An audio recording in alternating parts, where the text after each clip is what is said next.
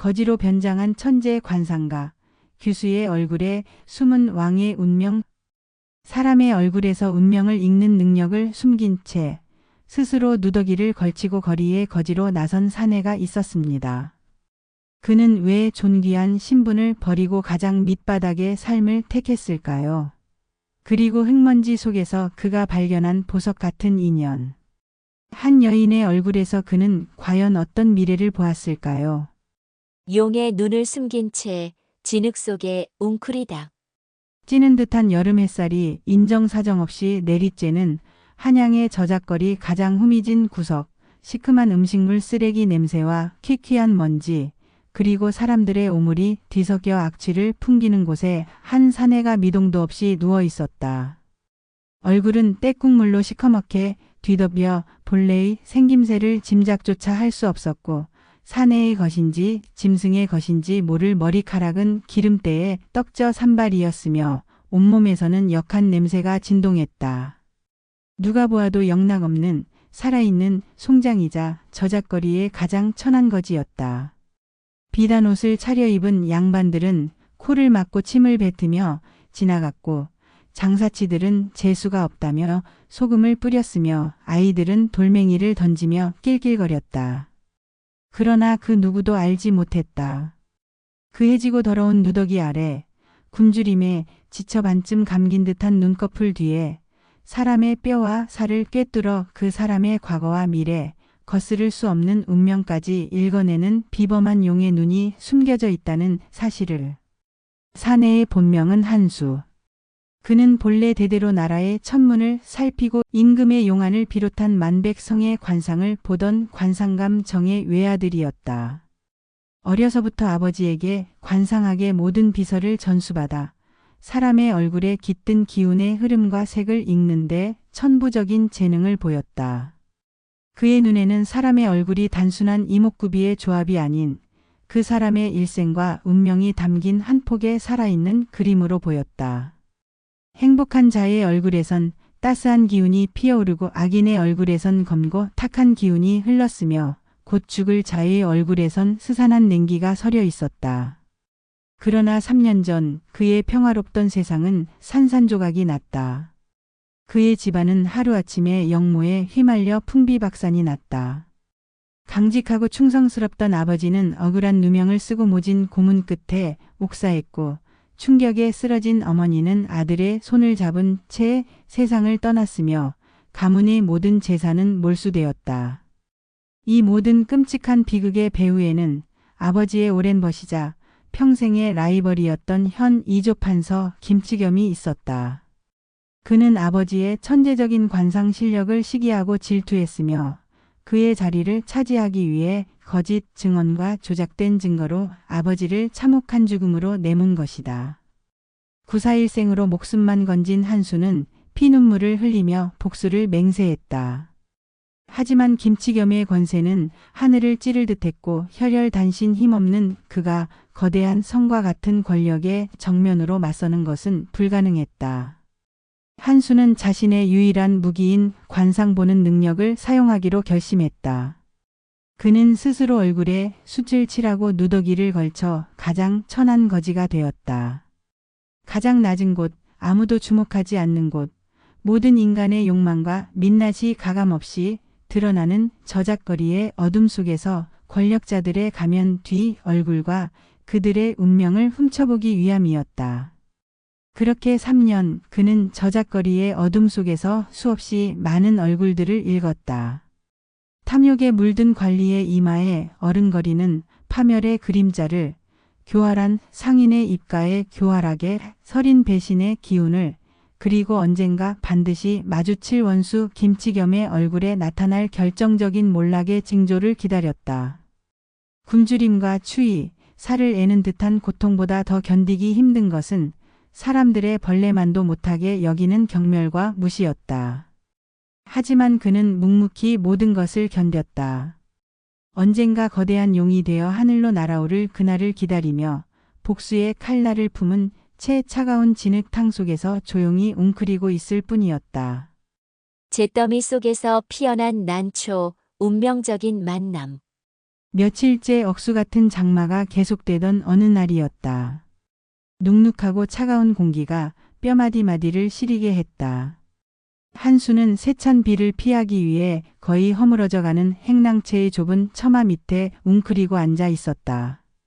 며칠째 멀건죽 한 그릇 구경하지 못해 백가죽이 등에 달라붙을 지경이었고 빗물에 젖은 몸은 추위로 사시나무처럼 떨렸다.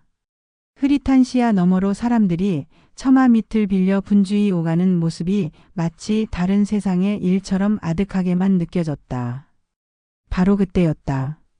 그의 앞으로 물을 잔뜩 머금은 버선이 조심스러운 발걸음으로 다가와 멈춰섰다. 고개를 들 힘조차 없어 눈만 겨우 치켜뒀을 때 그의 시야에 들어온 것은 낡았지만 정갈하게 기운 흔적이 역력한 하얀 치마 저고리를 입은 한 여인의 모습이었다. 비에 젖을 세라 품 안에 작은 대나무 바구니를 소중하게 안고 있는 여인. 그리고 이내 핏기 하나 없이 작고 하얀 손이 그의 앞으로 무언가를 조심스럽게 내밀었다.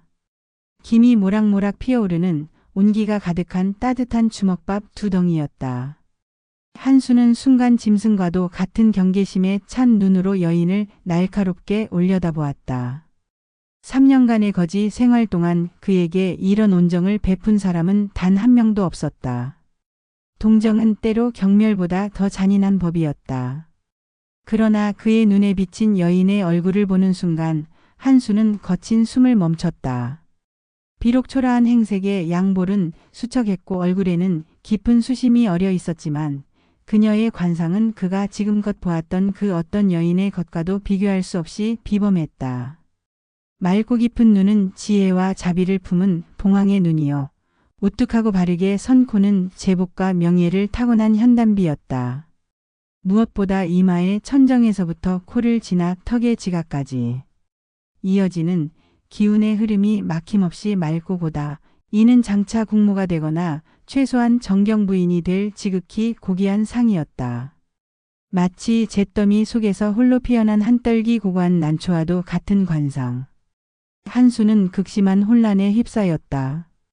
이토록 귀한 상을 가진 여인이 어찌하여 이런 누추한 행색으로 자신 같은 가장 천한 거지에게 귀한 음식을 내미는 것일까?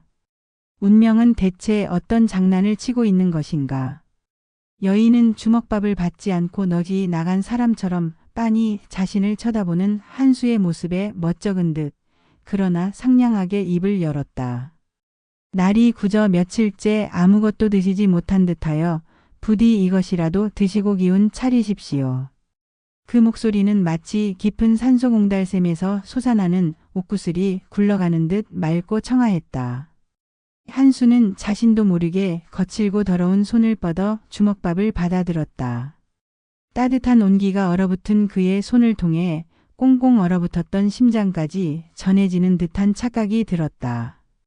고맙소 몇 년 만에 처음으로 짐승의 으르렁거림이 아닌 사람의 목소리로 뱉어보는 진심 어린 말이었다. 여인은 그 말에 희미하게 미소를 지어 보이고는 다시 빗속으로 총총히 사라졌다. 한수는 여인이 사라진 방향을 한참 동안 멍하니 바라보았다. 그리고 손에 들린 주먹밥을 아주 천천히 입으로 가져갔다. 따뜻하고 고소한 밥알이 타는 듯한 목구멍을 넘어가는 순간 그의 메마른 눈가에서 뜨거운 눈물 한 방울이 흙먼지로 뒤덮인 뺨을 타고 흘러내렸다. 그것은 단순한 음식이 아니었다. 3년간 잊고 살았던 사람의 온기였고 칠흑 같던 그의 절망적인 삶에 한 줄기 빛처럼 비친 구원이었다. 그는 다짐했다. 저 여인의 정체를 그리고 그녀의 그토록 고귀한 운명이 어찌하여 이 차가운 진흙 속에 파묻혀 있는지 반드시 알아내야겠다고. 그것은 단순히 뛰어난 관상가로서의 호기심을 넘어 그의 얼어붙은 심장을 3년 만에 다시 뛰게 한 거부할 수 없는 운명적인 끌림이었다. 하룻밤의 온기, 관상 뒤에 숨은 진심. 그날 이후 한수는 비가 오나 눈이 오나 매일 같은 자리에서 여인을 기다렸다. 그리고 거짓말처럼 여인은 매일 같은 시간에 나타나 그에게 소박하지만 정성이 담긴 주먹밥과 약간의 반찬을 건네주었다. 그녀의 이름은 서와 새벽의 빛이라는 뜻이었다. 그녀는 본래 명망 있는 사대부가의 외동딸이었으나 강직했던 아버지가 억울한 사건에 휘말려 관직을 잃고 화병으로 세상을 떠난 뒤 병든 노모와 단둘이 힘겹게 살아가고 있었다. 밤낮으로 바느질품을 팔아 겨우 입에 풀칠을 하는 비참한 처지였지만 그녀는 자신보다 더 어려운 처지에 놓인 한수를 차마 외면하지 못했다. 한수는 그녀와의 짧은 만남과 대화를 통해 그녀가 단순히 관상만 고귀한 것이 아니라 그 심성 또한 더러운 세상에 물들지 않은 비단결처럼 곱다는 것을 알게 되었다. 그는 서화의 얼굴에 짙게 드리운 가난과 슬픔의 그림자 너머 그녀가 마땅히 누려야 할 빛나는 미래의 모습을 보았다. 그리고 시간이 지날수록 그는 자신이 차가운 복수심만 남은 줄 알았던 자신의 가슴 속에서 그녀를 향한 연모의 감정이 싹트고 있음을 깨달았다. 거지 행세를 하는 자신의 처지를 잊은 채 그녀의 앞에만 서면 심장이 멋대로 요동치고 그녀의 작은 미소 하나에 온 세상이 밝아지는 듯했다. 그러던 어느 지독한 폭풍우가 몰아치던 밤 서화의 허름한 초가집을 멀리서 지켜보던 한수는 불길한 낌새를 눈치챘다. 천지를 뒤흔드는 비바람 소리를 뚫고 서화의 집에서 여인의 희미한 비명과 함께 무언가 부서지는 소리가 들려온 것이다. 순간 싸늘한 예감에 휩싸인 한수는 단 한순간의 망설임도 없이 썩은 흙담을 단숨에 넘어섰다. 집 안에서는 동네에서 악질로 소문난 고리대금업자가 험상궂은 하인들을 데리고 행패를 부리고 있었다. 그는 빚을 갚지 못했다는 이유로 집안에 얼마 되지 않는 세간을 닥치는 대로 부수고 병든 노모가 지켜보는 앞에서 서화의 가녀린 손목을 거칠게 잡아 끌고 있었다. 내년이 오늘 밤 내 수청을 들어 이 빚을 몸으로 갚지 않으면 내 늙은 어미와 함께 당장 길바닥에 나앉게 될 줄 알아라. 한수는 더 이상 참지 못했다. 그는 번개처럼 방 안으로 뛰어들어 고리대금업자의 앞을 막아섰다. 이 무례하고 천박한 놈. 당장 그 더러운 손을 놓지 못할까. 흉측한 거짓골을 한 한수의 갑작스러운 등장에 고리대금업자는 어이없다는 듯 비웃음을 터뜨렸다. 이놈이 미쳤나. 어디서 굴러먹던 거렁뱅이가 영웅 행세라도 하는 것이냐. 내 놈도 같이 묻어줄까. 그러나 한수의 눈빛은 평소의 그가 아니었다. 굶주림과 절망에 풀려있던 눈이 아닌 날카로운 기백이 서린 매의 눈빛이었다. 그는 누더기 속에 감춰두었던 꾸준한 단련으로 다져진 다부진 몸으로 순식간에 사내와 하인들을 제압했다. 아버지의 호위무사에게 어깨너머로 배웠던 무술은 그의 몸에 깊이 새겨져 있었다. 고리대금업자와 하인들은 혼비백 사나여 비명을 지르며 도망쳤다.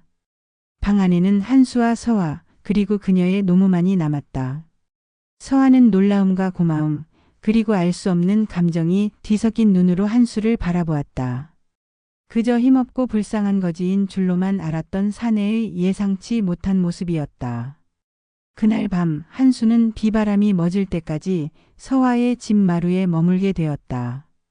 서화는 고마움의 표시로 깨끗한 옷과 따뜻한 죽을 내어왔다. 흙먼지를 닦아낸 한수의 얼굴은 놀랍도록 말끔하고 반듯한 선비의 용모였다.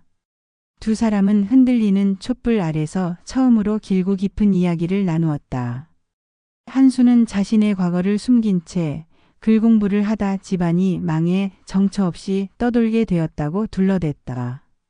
서화는 자신의 기구하고 서러운 처지를 담담하게 이야기했다. 그녀의 이야기를 들으며 한수는 그녀의 아버지를 몰락시킨 사건의 배후에 원수 김치겸의 세력이 깊숙이 연관되어 있음을 직감했다. 두 사람의 운명이 보이지 않는 비극의 끈으로 연결되어 있었던 것이다. 밤이 깊어지고 촛불이 사그라들 무렵 서화는 떨리는 목소리로 물었다. 어찌하여 신분도 모르는 저를 이리도 살펴주시는 겁니까? 한수는 서화의 깊고 맑은 눈을 가만히 바라보았다. 그리고 자신도 모르게 가슴속 깊은 곳에 진심을 털어놓았다. 낭자의 얼굴을 처음 본 순간 알았소. 낭자는 결코 평범한 사람이 아니요. 지금은 비록 진흙 속에 있으나 언젠가 반드시 귀한 자리에 올라 세상을 밝힐 운명을 타고났소. 나는 어쩌면 그 운명을 지켜주고 싶었는지도 모르겠소. 그것은 뛰어난 관상가로서의 예언이자 한 사내로서의 서투른 고백이었다. 그날 밤의 따스한 온기는 복수심으로 얼어붙었던 한수의 마음과 슬픔으로 그늘졌던 서화의 마음에 잊을 수 없는 인연의 불씨를 지폈다. 드러나는 진실, 거지의 손에 들린 복수의 칼날. 서화의 집에 머물게 된 한수는 더 이상 저작거리의 거지 행세를 할 수 없었다. 그는 깨끗이 몸을 씻고 서화가 정성껏 기워준 옷으로 갈아입었다. 비록 옷은 낡고 허름했지만 그의 몸에 깊이 밴 고귀한 기품과 선비로서의 풍모를 완전히 가리지는 못했다. 그는 낮에는 서화의 늙고 병든 어머니를 제 부모처럼 정성껏 돌보고 땔감을 구하거나 집안의 허들의 일을 도우며 잠시나마 잊고 있던 평온한 시간을 보냈다. 그리고 모두가 잠든 밤이 되면 그는 그림자처럼 저작거리의 어둠 속으로 사라졌다. 복수를 위한 치밀한 정보 수집을 단 하루도 멈출 수 없었기 때문이다. 그는 이제 원수 김치겸뿐만 아니라 서화의 아버지를 억울한 죽음으로 내몬 자들에 대한 정보까지 집요하게 파헤치기 시작했다. 그러던 중 그는 김치겸의 수하들이 서화의 집 주변을 맴돌며 무언가를 찾고 있다는 불길한 사실을 알게 되었다. 김치겸이 서화 집안의 마지막 남은 재산인 선산의 땅 문서마저 빼앗기 위해 고리대금업자를 사주했으며 그 땅에 집착하는 이유가 따로 있다는 것을 알아챈 것이다. 서화의 아버지가 목숨을 걸고 끝까지 지키려 했던 그 땅에는 과거 김치겸이 저지른 온갖 비리의 증거가 숨겨져 있을지도 모른다는 강한 확신이 들었다. 한수는 더 이상 때를 기다릴 수 없다고 판단했다. 김치겸이 서화에게 더 큰 해를 입히기 전에 먼저 그의 숨통을 끊어놓아야만 했다. 한수는 지난 3년간 거지 행세를 하며 자신의 정보원들로부터 모아온 방대한 정보들을 체계적으로 정리하기 시작했다. 김치겸이 뇌물을 받고 부당하게 승진시킨 관리들의 명단, 그가 불법으로 축제한 재산 목록, 그리고 그가 다른 이들을 모함하고 제거하기 위해 사용했던 교활한 수법들까지. 그것은 김치겸의 거대한 성을 단숨에 무너뜨릴 수 있는 강력하고도 날카로운 무기였다. 한편 서화는 한수에 대한 의심과 호기심이 날로 커져만 갔다. 그가 보여준 뛰어난 무예와 경서를 꿰뚫는 해박한 지식, 그리고 몸에 밴 듯한 고귀한 몸가짐은 결코 평범한 몰락 양반의 그것이 아니었다. 무엇보다 그녀는 그가 자신을 바라보는 깊고 애틋한 눈빛에서 단순한 연민 이상의 깊은 감정을 느끼고 있었다. 어느 날 밤 한수가 어김없이 몰래 집을 나서는 것을 본 서화는 더 이상 참지 못하고 조심스럽게 그의 뒤를 쫓았다. 그리고 그녀는 자신의 눈을 의심할 만한 믿을 수 없는 광경을 목격했다. 한수가 저작거리의 거지들과 스스럼 없이 어울려 무언가를 은밀하게 주고받는가 하면 포도청의 하급 관리에게 돈을 쥐어주며 내부 정보를 캐내기도 했다. 그의 진짜 정체가 무엇인지 극심한 혼란에 빠져 있던 서화는 마침내 그가 인적이 끊긴 어느 허름한 사당으로 들어가는 것을 보았다. 그곳은 바로 3년 전 영모의 누명을 쓰고 억울하게 죽은 한 정승의 위패가 모셔진 곳이었다. 한수는 아버지의 위패 앞에 엎드려 피 맺힌 울음을 토해냈다. 아버지, 불효자식이 이제야 원수를 갚을 때가 되었습니다. 조금만 더 지켜봐 주십시오. 반드시 아버지의 원한을 풀고 김치겸 그 간악한 놈을 단죄하고야 말겠습니다. 그 모습을 숨죽여 지켜보던 서화는 모든 것을 알게 되었다. 자신에게 따뜻한 온정을 베풀던 그 사내가 3년 전 세상을 떠들썩하게 했던 충신한 정승의 아들이며 피 맺힌 복수를 위해 자신을 완벽하게 숨기고 있었다는 사실을. 서화는 소리 없이 뜨거운 눈물을 흘렸다. 그의 가늠할 수 없는 깊은 슬픔과 끔찍한 고독을 이제야 이해할 수 있었다. 그녀는 다시 조용히 집으로 돌아와 모든 것을 알고 있다는 사실을 가슴 깊이 숨긴 채 아무것도 모르는 척 그를 기다렸다. 그날 이후 그녀는 한수가 오직 복수에만 전념할 수 있도록 더욱더 살뜰하고 지혜롭게 그를 보살폈다. 그녀의 깊고 흔들림 없는 사랑은 복수의 칼날을 더욱더 날카롭고 단단하게 벼리는 따뜻한 숫돌이 되어주고 있었다. 운명을 거스르는 연인, 함께 맞서는 시련. 한수는 마침내 복수를 위한 모든 준비를 마쳤다. 그는 김치겸의 죄상을 하늘 아래 낱낱이 기록한 피 맺힌 상소문을 작성했다. 그리고 그 상소문이 왕에게 한치의 오차도 없이 안전하게 전달될 수 있도록 평소 자신의 조력자 역할을 해주던 백성들 사이에서 살아있는 신화로 불리는 강직한 성품의 암행어사와 마지막 접선을 했다. 모든 것이 계획대로 완벽하게 진행되는 듯 했다. 그러나 김치겸 역시 수십 년간 권력의 정점에서 온갖 암투를 겪어낸 노예한 맹수였다. 그는 자신의 주변을 맴도는 수상한 움직임을 감지하고 마침내 한수의 정체를 눈치채고야 말았다. 김치겸은 극심한 분노에 휩싸였다. 죽은 줄로만 알았던 한 정승의 아들이 그것도 가장 천한 거지 행세를 하며 살아남아 자신의 목에 칼을 겨누고 있다는 사실에 치를 떨었다. 그는 즉시 수하들을 풀어 한수를 잡기 위해 혈안이 되었다. 그리고 한수의 가장 큰 약점이자 유일한 약점이 서화라는 것을 알아챘다. 김치겸은 관졸들을 동원해 서화를 역적의 잔당을 숨겨준 죄인으로 몰아 차가운 옥에 가두었다. 한수를 제 발로 걸어 나오게 하려는 비열하고 잔인한 함정이었다.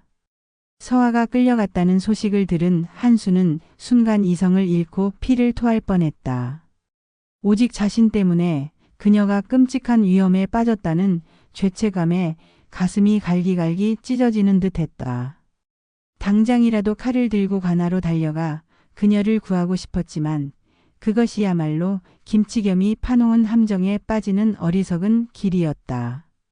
한수는 차갑게 이성을 되찾았다. 이제 감정적으로 행동해서는 안 되었다. 서화를 구하고 3년간의 복수를 완성하기 위해서는 더 빠르고 확실하게 김치겸의 숨통을 끊어놓는 수밖에 없었다. 그는 즉시 암행어사를 만나 계획을 앞당기기로 했다. 김치겸이 왕의 두터운 신임을 등에 업고 독대하는 바로 그날 모든 신하들이 지켜보는 편전에서 그의 모든 죄를 폭로하고 단죄하기로 한 것이다. 약속된 날 김치겸은 의기양양한 표정으로 편전으로 들어섰다. 왕에게 한수를 영무의 잔당으로 고하고 서화를 그 증인으로 내세워 자신의 결백과 충심을 증명하며 모든 것을 완벽하게 마무리 지을 생각이었다. 그러나 그를 기다리고 있던 것은 암행어사와 누더기를 벗고 한 마리 학처럼 고고하고 깨끗한 선비의 옷을 입은 한수였다. 김치겸은 자신의 눈을 의심했다. 시궁창 냄새가 나던 거짓골의 한수가 아닌 그 아버지의 젊은 시절을 빼닮은 늠름하고 서리빨 같은 기백이 넘치는 젊은 선비의 모습에 순간 압도당하고 말았다. 한수는 왕 앞에 엎드려 김치겸이 자신의 아버지를 어떻게 모함했으며 그동안 국록을 훔치고 백성을 착취하며 어떤 악행들을 저질러 왔는지 피를 토하는 심정으로 똑똑히 고했다. 암행어사는 한수의 말이 모두 한치의 거짓도 없는 사실임을 증명하는 수많은 증거들을 왕에게 올렸다. 김치겸은 끝까지 발뺌하며 거짓을 고했지만 그가 뇌물로 매수했던 관리들과 그의 더러운 손발 역할을 하던 수하들이 줄줄이 그의 죄를 자백하기 시작했다. 한수가 지난 3년간 거짓 행세를 하며 그들을 미리 포섭하고 회유해 둔 것이었다. 하늘도 무심치 않아 서화의 아버지가 목숨 걸고 지켰던 선산에서 김치겸의 모든 비리가 기록된 비밀 장부가 발견되면서 모든 것이 명백해졌다. 모든 진실이 밝혀지자 왕은 크게 분노하며 통탄했다. 김치겸은 모든 관직을 박탈당하고 삼족을 멸하는 참수형에 처해졌으며 그의 재산은 모두 몰수되어 그가 피해를 입힌 백성들에게 남김없이 나누어졌다.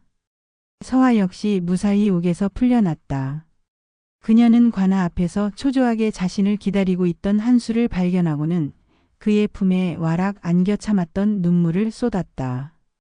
길고 길었던 시련과 어둠의 터널이 끝나는 순간이었다. 두 사람은 수많은 사람들 속에서 서로를 부둥켜 안고 말없이 서로의 심장 소리와 온기를 느끼며 한참을 서 있었다. 누더기를 벗은 용, 하늘로 날아오르다. 간신김치겸이 처형되고 충신한 정승의 억울한 누명이 마침내 벗겨지자 왕은 한수의 공을 높이 치하했다. 그의 비범한 지혜와 시련을 이겨낸 용기를 높이 사 아버지의 뒤를 이어 관상감의 수장인 정의 벼슬을 내리고자 했다. 그러나 한수는 모든 벼슬을 정중히 사양했다. 그는 권력의 허망함과 그 끝이 얼마나 비참한지를 너무나 잘 알고 있었고 더 이상 복수와 암투가 가득한 궁궐에 머물고 싶지 않았다. 그는 왕에게 딱 한 가지 소원만을 눈물로 아뢰었다. 전하, 소인에게 정령상을 내리시려거든 부디 저의 목숨을 구하고 제 삶의 빛이 되어준 서화 낭자를 저의 아내로 맞이할 수 있도록 허락하여 주시옵소서. 그것이 소인의 처음이자 마지막 소원이옵니다.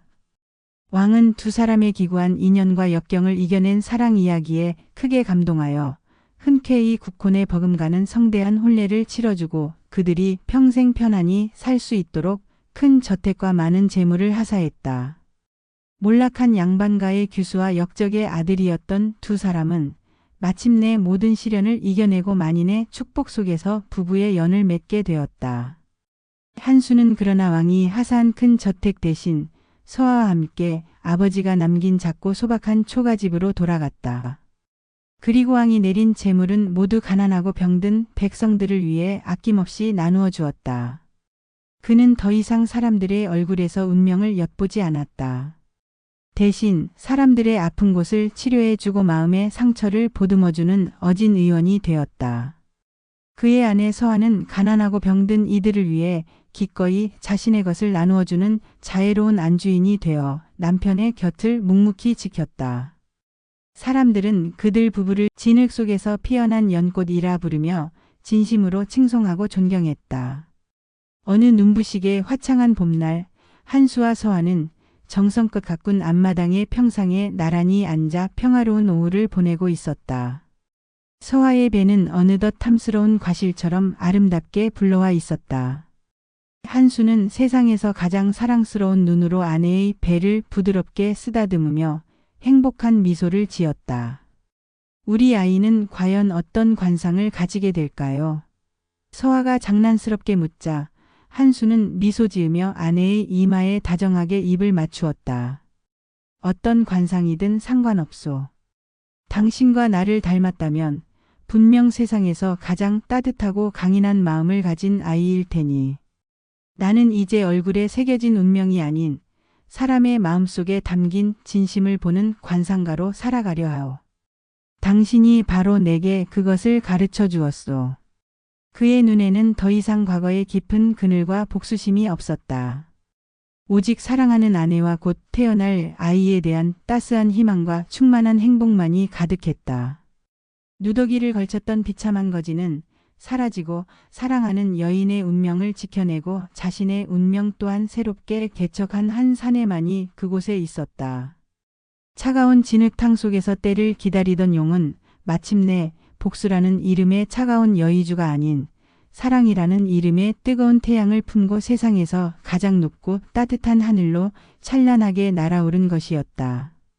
누더기 속에 찬란한 용의 눈을 숨겼던 사내 한수의 이야기.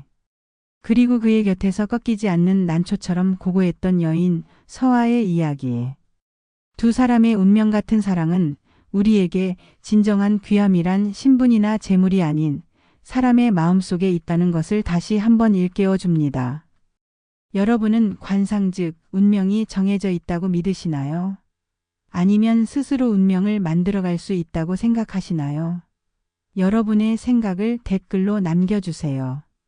오늘 이야기가 마음에 드셨다면 구독과 좋아요, 알림 설정 부탁드립니다. 저희 야담천사는 더욱 재미있고 감동적인 이야기로 다시 찾아뵙겠습니다.